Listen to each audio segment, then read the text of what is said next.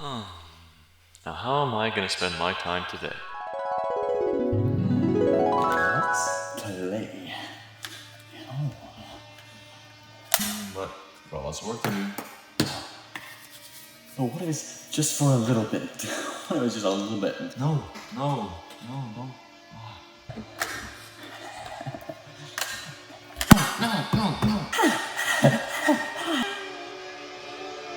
Okay, I got it. I'll just make a video about the games. From Software games are pretty top-notch, in my opinion. If yours is different, you're wrong.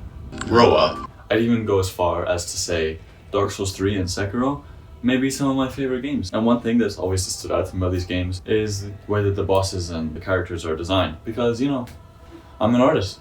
Yeah. So I notice these kinds of things. Today, to satiate my cravings and also be productive at the same time, I'm gonna really delve deep. I'm gonna really try and break apart the secrets behind From Software's design choices, kind of like how you'd break apart this lemon.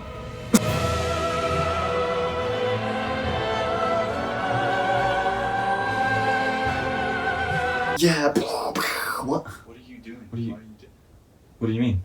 Well, the needles are obviously supposed to come later in the video. Okay, but I thought it would be cool to just do it. You're clearly not ready. Go on. I'll do this. Okay. So, I have a question for you. If you had to describe From Software's character design, particularly for the bosses, in one way, what would it be? Because I would say it's completely out of pocket. From spastic man-child to a tree with the clap to this. Or maybe that kind of looks like you. For some reason, everything in the game gives off pretty much the same vibe as like that one guy who drinks expired milk and then goes, "Oh no, it's not expired, it's just best before date." You know who you are, And obviously this is intentional, to reinforce the themes these games so often have of the world dying or decaying or coming to an end. And it also has another little side effect, is that if you see anyone who looks like they do have their shit together, you're gonna have a bad time. But at a glance, anyone can see that. You're here for my nuanced expertise and my artistic perspective, aren't you? I hope. So, allow me to approach this with some artistic flair. A very commonly used term, or I guess sometimes set of terms, is the ideas of shape language and using squares, triangles, and circles to define different traits in a character at a glance. Triangles and sharp edges on more dangerous or uninviting characters, or squares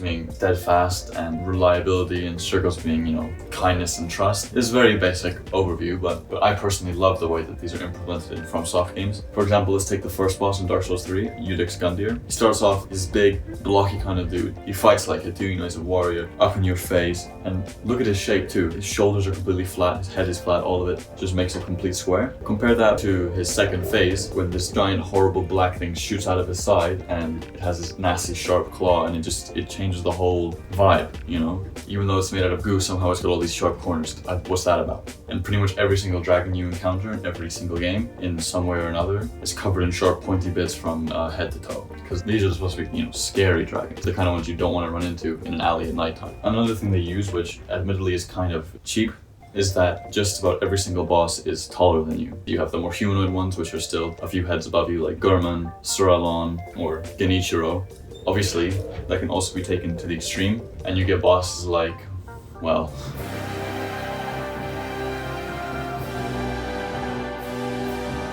Next is what I think is the most important and key thing that really makes them stand out, and since I'm a professional, this must be the right answer. It's said for good character designs, a split of high detail 30% and pretty much just flat surface 70% on a lot of designs that are easy on the eye. From Software seems to just throw that idea out of the window completely, but I think they do it in a pretty tasteful way. And it kind of has a two-pronged effect. First of all, most of the time, these bosses, even though they're so detailed, you'll never really see these things, because most of the time you're around them, all that's going to be happening is they're going to be playing single-player hot potato, and you're the potato, and they're just going to be passing you to themselves around the... Why did I use this as my analogy? And the fact that they're so detailed and you never really get a chance to look at that detail kind of gives off this sense of incomprehensibleness. This is actually emphasized even further because a lot of the time the bosses have either hair or crazy flowing clothes that cover up even more and do the same kind of thing that a peacock's feathers do. And these things together lead to many times where you're fighting a boss and barely even know what it is that you're dealing with.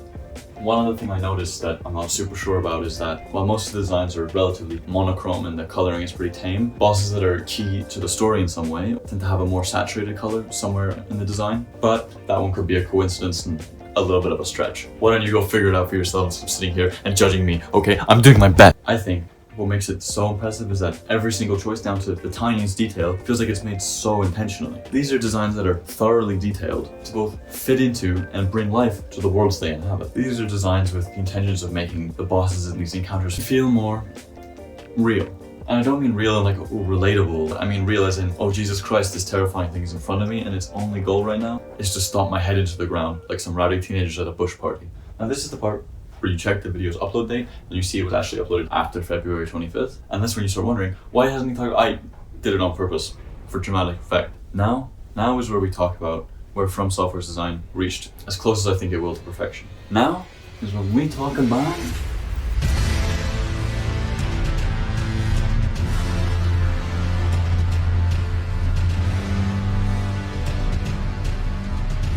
So we'll start off, instant fan favorite, Radon. Look closely, you'll see he's actually a giant square, which, what did we talk about? Subconsciously, you're going to start seeing him as reliable, strong, and trustworthy, even though the only time you interact with the game, he's trying to kill you. And throwing the nice little detail, this is the story of his horse, boom, instant fan favorite character. Or kind of an underrated character, but one of my personal favorites, Malekith. He's covered in sharp triangles from, the plates on his armor to this sharp little teeth. And I think the awesome detail that there's no reason and no one would rightly notice unless they got a real close-up look. You'll see that his armor actually doesn't cover the parts where his joints are, which would allow for more freedom of movement, which you definitely see in the way he's leaping and soaring around the arena like he's on like NBA dunk competition. And you're the basketball. That was better than the potato one. There you go. These two bosses, at a single glance, a very distinct vibe is given off, which is vital in a game like this where the storytelling is almost purely visual. Also notice both bosses have the crazy hair situation that gives off that exact peacock effect I was talking about.